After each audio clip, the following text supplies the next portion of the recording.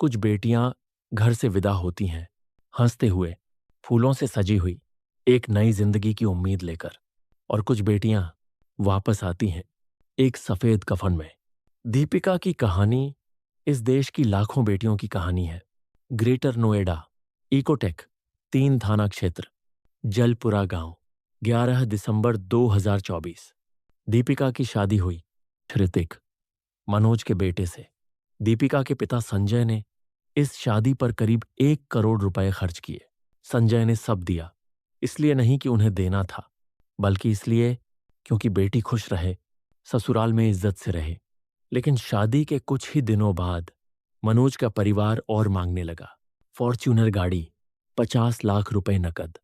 1 करोड़ भी उनके लिए काफी नहीं था। दीपिका की खुशी उनके लिए बस एक सौदा थी। दिन बीतते गए, मांगें बढ़ती गईं और दीपिका पर जुल्म बढ़ता गया। पति ऋतिक, ससुर मनोज, सास पूनम, ननद नेहा, चाचा प्रमोद और विनोद, पूरा परिवार एक अकेली लड़की के खिलाफ। 17 मई 2026। दीपिका ने अपने पिता को फोन किया।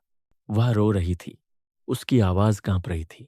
उसने बताया, पापा, सबने मिलकर मुझे मारा है, गाड़ी और पैसे मांग रहे हैं। संजय दौड़े अपने साले अब्बू प्रधान के साथ। शाम 7 बजे जलपुरा पहुंचे।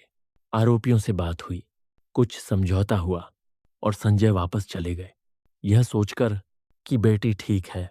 लेकिन वो घर भी नहीं पहुंचे थे कि मनोज का फोन आया। दीपिका छत से गिर गई। संजय फिर दौड़े, इस बार बेटी को बचाने नहीं, बल्कि उसका आखिरी चेहरा देखने। दीपिका को शारदा अस्पताल ले जाया गया, जहां डॉक्टरों ने उसे मृत घोषित कर दिया। पोस्टमार्टम में सच सामने आया। दीपिका के शरीर पर मारपीट के निशान थे। यह हादसा नहीं था, यह हत्या थी। पुलिस ने पति ऋतिक और ससुर मनोज को गिरफ्तार किया।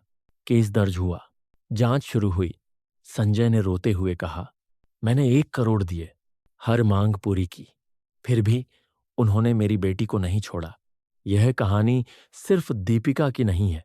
इसी हफ्ते भोपाल में त्विषा शर्मा दहेज के कारण अपने ससुराल में फांसी पर मिली। उनके परिवार ने हत्या का आरोप लगाया। और याद है निक्की भाटी, ग्रेटर नोएडा की ही रहने वाली, 28 साल की उम्र, अपने 6 साल के बेटे के सामने पति ने उन पर पेट्रोल डाला और आग लगा दी। निक्की के 6 साल के बेटे ने बाद में बताया, उन्होंने मम्मा को मारा और लाइटर से आग लगा दी।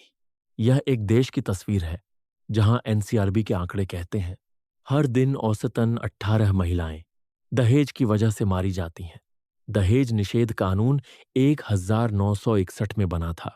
65 साल हो गए, कानून है, सजा है, फिर भी हर दिन 18 बेटियां मरती हैं। क्यों? क्योंकि यह सिर्फ कानून की लड़ाई नहीं है, यह सोच की लड़ाई है। उस सोच की जो बेटी को बोझ समझती है, जो दहेज को हक समझती है, जो बहू को इंसान नहीं एक सौदा समझती है। दीपिका के पिता संजय ने 1 करोड़ रुपए दिए, यह सोचकर कि बेटी सुरक्षित रहेगी। लेकिन कोई भी रकम किसी लालची परिवार की भूख नहीं मिटा सकती। दीपिका, त्विषा, निक्की और हर साल 6000 से ज्यादा नाम जो हम भूल जाते हैं।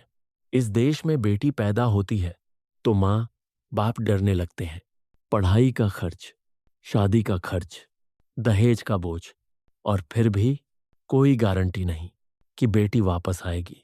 संजय जी, आपने 1 करोड़ दिए, उन्होंने फिर भी आपकी दीपिका को नहीं बख्शा। यह उनकी हैवानियत है, आपकी कमजोरी नहीं। लेकिन इस देश को यह सोचना होगा, हम कब तक बेटियों की कीमत लगाते रहेंगे? दीपिका गई, समझौते के बाद भी। दहेज एक कुप्रथा नहीं है, दहेज एक हत्यारा है जो हर दिन 18 बेटियों को मारता है। और हम चुप रहते हैं। दीपिका की आत्मा को शांति मिले और उसके कातिलों को वो सजा मिले जिसके वो हकदार हैं। यह वीडियो देख रहे हो तो एक काम करो, अपनी बहन को, अपनी बेटी को, अपनी माँ को आज एक बार जरूर बताओ। वो बोझ नहीं है, वो इस घर की जान है।